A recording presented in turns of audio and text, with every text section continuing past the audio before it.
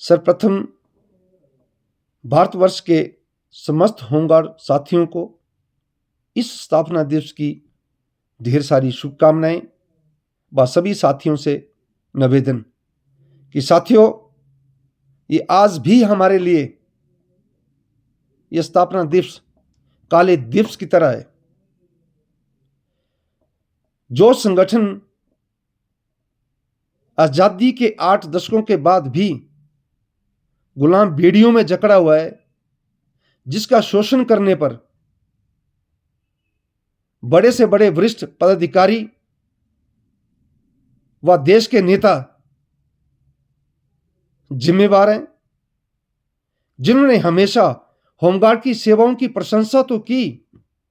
उसके प्रशिक्षण की प्रशंसा तो की, लेकिन उसके भविष्य के प्रति कोई भी उच्च स्तरीय कदम नहीं उठाया गया। साथियों, आजादी से पहले का संगठन है,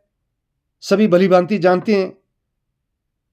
देश में जो भी युद्ध हुआ हो, जो भी विकट से विकट परिस्थिति उत्पन्न हुई हो, जो भी त्रासदियां हुई हो देश में, हर त्रासदी में देश का होमगार्ड जवान कंधे से कंधा मिलाकर समस्त सैनिक बलों के साथ अपनी सेवाएं देता आ रहा है। लेकिन उसे स्वयंसेवी का नाम देकर उसका आज आजादी के 8 दशकों के बाद भी भरपूर शोषण किया जा रहा, जिससे कि अब देश का होमगार्ड जवान हताश हो चुका है। अपने देश के वरिष्ठ पदाधिकारियों से, अपने देश के नेताओं से काफी ज्यादा चिंतित है देश का होमगार्ड जवान, क्योंकि हमारी भविष्य में सिर्फ एक ही मांग रही कि हमारे लिए भी स्थायी पॉलिसी बनाकर हमें भी 365 दिन रोजगार जो है उसे मुहैया करवाया जाए। लेकिन नहीं,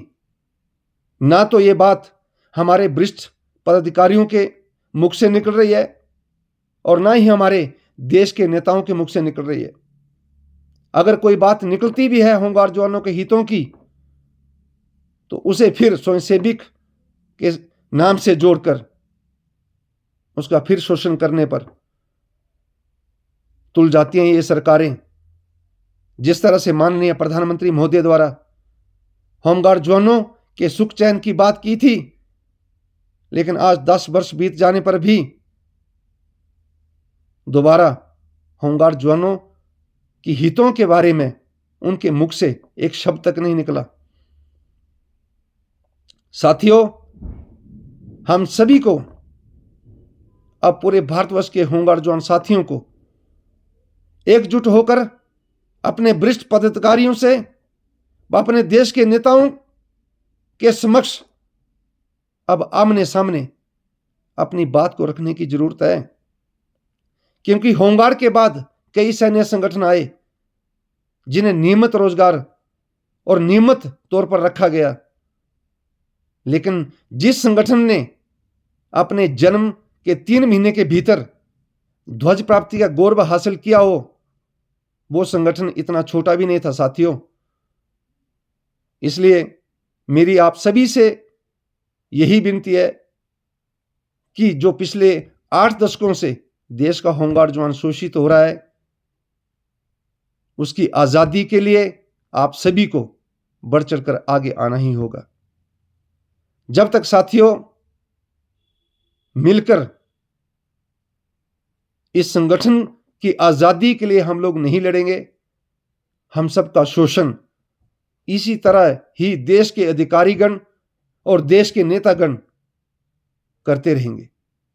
इसलिए मेरी आप सभी से विनती है कि साथियों, पूरे देश का जवान एकजुट होकर अपने हितों की रक्षा के लिए आगे बढ़े। जय हिंद।